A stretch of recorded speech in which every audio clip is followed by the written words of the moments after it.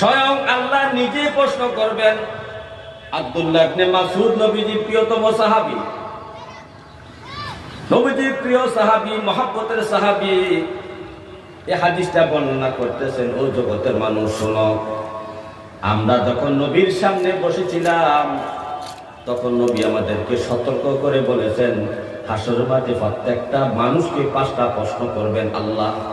কয়টা প্রশ্ন? 5টা প্রশ্ন করবেন। হাত্তা ইউসআলা আন খামসিন, 5টা প্রশ্ন ছাড়া কোনো মানুষকে ছাড়া হবে না। ধনী গরিব নারী পুরুষ সবাইকে 5টা প্রশ্ন করা হবে। 1 নাম্বার প্রশ্ন নবীজি বলেছেন, আন উমুরিহি ফিমা আফনাউ, তোমার 60 থেকে 70 বছর, জন্ম থেকে মৃত্যু পর্যন্ত, এই যে 70 বছর, 60 বছর, 50 বছর, 40 বছর, এই হায়াতটুকু তুমি পাইলা, এই হায়াতটুকু তুমি কিভাবে কাটিয়েছো, শেষ করেছো, একটু বলো। কিভাবে তোমার হায়াত শেষ করলা, হিসাব দাও।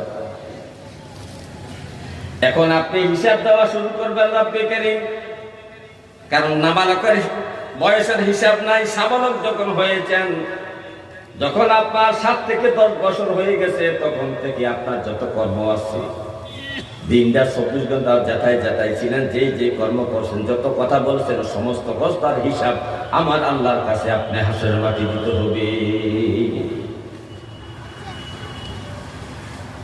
হে আমার ভাইও, 2 নাম্বার প্রশ্ন, ওয়ান শাবাবিহি ফিমা আবলাউ, এরে আমার বান্দা, তোরে আমি একটা যৌবনকাল দিছিলাম, এই যৌবনের কারণে তুমি অনেক শক্তি দেখাইছো, অনেক মিটিং মিছিল করেছো, অনেক মানুষ অত্যাচার করেছো, নেতা হয়েছো, কত কিছু না করেছো, রঙ্গার ঘোড়া দৌড়াইছো।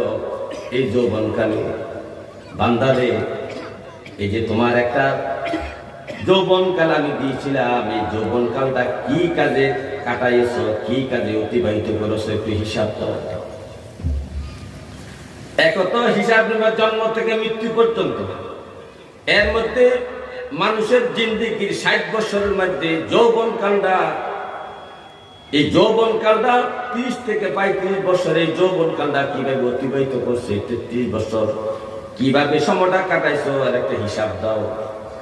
কারণ তোমার তখন শক্তি ছিল, শিশুকালে শক্তি ছিল না, বৃদ্ধকালে শক্তি থাকে না, রোগাক্রান্ত হয়ে যায় মানুষ, অসুস্থ হয়ে যায় মানুষ, ইচ্ছা মতো চলতে পারে না, ইচ্ছা মতো খাইতে পারে না, ইচ্ছা মতো ইবাদত করতে পারে না, তাকে বিভিন্ন বাধাগ্রস্ত করে, বিভিন্ন রোগ